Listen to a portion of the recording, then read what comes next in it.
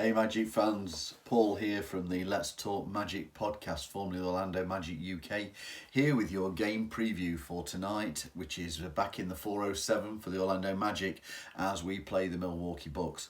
Challenges don't come much harder than this in the NBA as we are potentially facing the partnership of Giannis and Dame. The venue, back in the Amway as we say. Tip time is 11 p.m. UK time, which is 6 p.m. for our friends in Orlando. To watch here in the UK, again, unfortunately, you are going to have an active NBA League Pass subscription. Let's talk about the Magic first, as we always do. So, season record, 4-4. We have lost our last two games, both home games technically.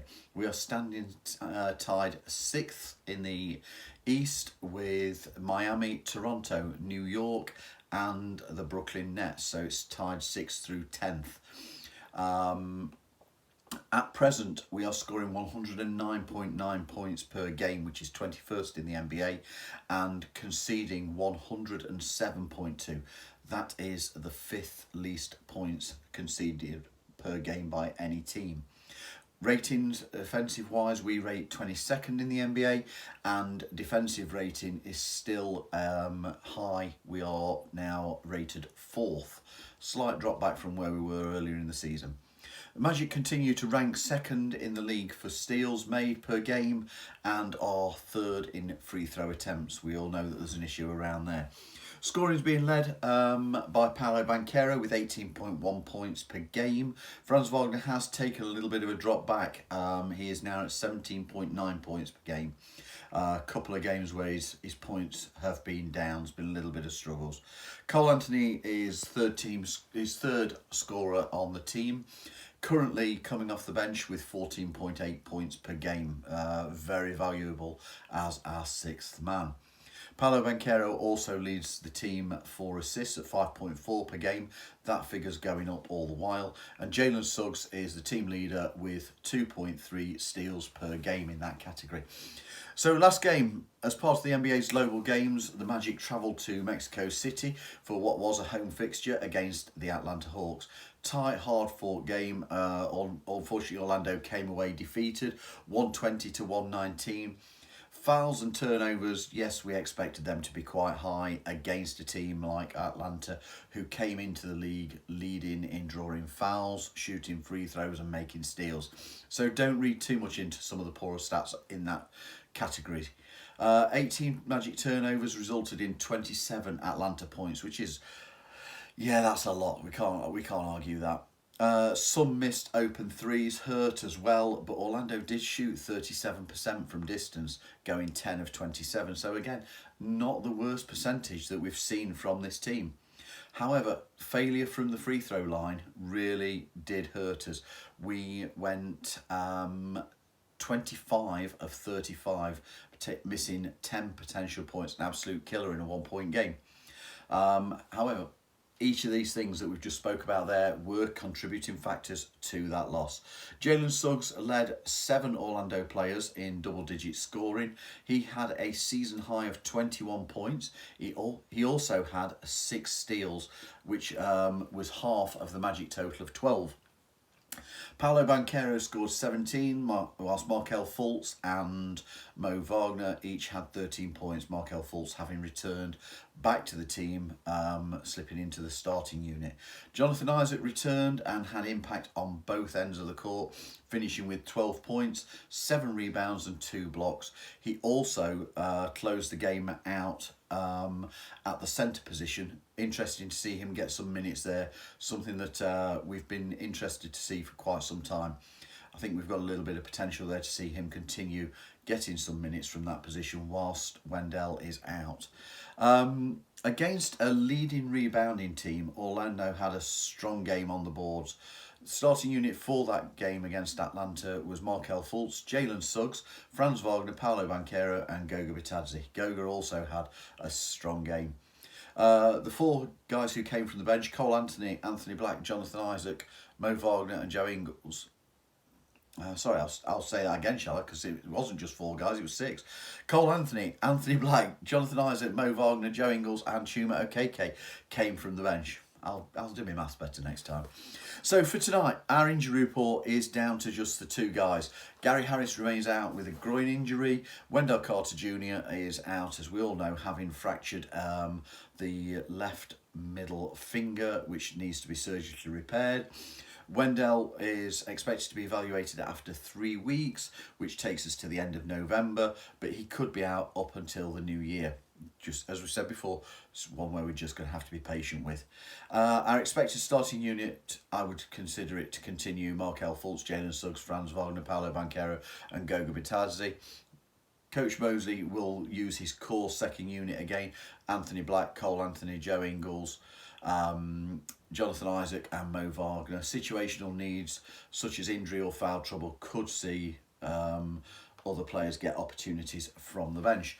Let's talk about the Milwaukee Bucks. Looking back last season, they had a 58-24 record, finishing first in the East. However, they had a 1-4 defeat in the first round of the playoffs to the 8th seed Miami Heat. Off-season saw a new coach appointed, Adrian Griffin, and the headline trade of the summer was Dame Lillard joining the team. Malik Beasley, Robin Lopez, Ty Washington and Cameron Payne have also signed to the club. So their season record so far, 5-3. They lost their last game, standing tied 4th and 5th in the East with the Atlanta Hawks. They are scoring 118 points per game, but conceding, surprisingly, 120.2. 9th offensive rating, 25th defensive rating. So far, the Bucks have only played teams in the Eastern Conference and have lost 2 out of their 3 road games so far. Offensively, this is a team that is taking the league's most free throws. They're taking 29.3 per game, making 22.8 of them, so that's a 77.8% success rate. They shoot an average of 37 threes per game and make 36% of them.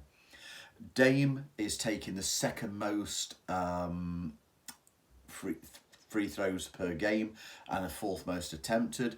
Giannis is the league leader in getting free throws and 4th in made. You can't afford to foul them. The team rank next to last, I was surprised to see this, in assists with only 22 per game. The 1-2 punch of Giannis and Lillard accounts for a combined 52.4 points per game. Defensively, they do limit personal fouls, so do not give up a high rate of free throws. Somewhat surprising is that they are not a strong team rebounding on either end of the court.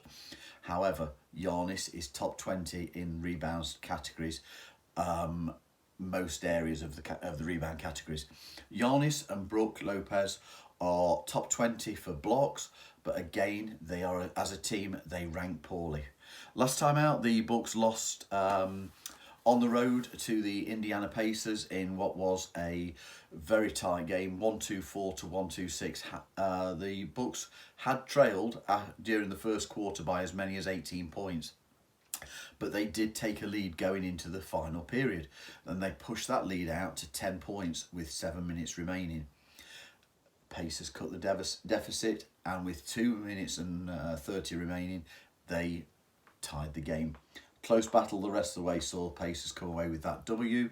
Damian Lillard was out injured, but Giannis led the team with a double-double of 12 rebounds and just the 54 points. Mad. Starting unit in that game was Cameron Payne, Chris Middleton, Malik Beasley, Giannis and Brook Lopez. Tonight, their injury report still just has the one player on it, Dame Lillard. He is questionable with a calf injury. If he makes the game, then expect Campaign to drop back to the bench. The starting 5 so far this season has featured Malik Beasley, Giannis and Brook Lopez in all 8 of their games. When fit, Chris Middleton has started. He's started 6 games, as has Damian Lillard. He's started 7. Pat Connaughton, Bobby Portis, Jay Crowder and Marshawn Beauchamp are the players who are coming from the bench on a regular basis. Head-to-head with the Bucks. Wow, this is not good reading. 124 season games played, and the score stands at 71-53 in Milwaukee's favour. However, over the last 4 seasons, the series has been swept consistently by the Bucks. They've also won the series for the past 7 years.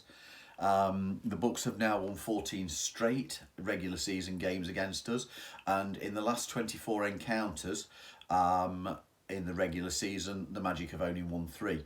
If you throw in the playoffs, think back to the bubble, we played them in the playoffs there, Orlando have won only 4 of the last 29 fixtures played. The last time Orlando won on home court was March 2018, and the last time Orlando won a series against the Milwaukee Bucks, it was 2011-2012 season. So final thought, it has to be time surely to break this run. Orlando will have to find some way of slowing Giannis. 7-time All-Star, twice MVP, once Finals MVP, and if Damian Lillard is fit, the task becomes considerably harder. On defence, Orlando will face a choice between trying to limit Giannis by double or triple teaming him. That gives space to allow others to flourish. Or do they focus on preventing others from getting going and live with what Giannis can produce? However, all that being said, Orlando will have to be more effective down the stretch than they were against Atlanta, and that is also true of our opportunities at the free throw line. So if you've enjoyed this preview, please give it a thumbs up, share it, spread the word. It helps us grow this podcast and what we do. And more importantly, go Magic and let's get that W.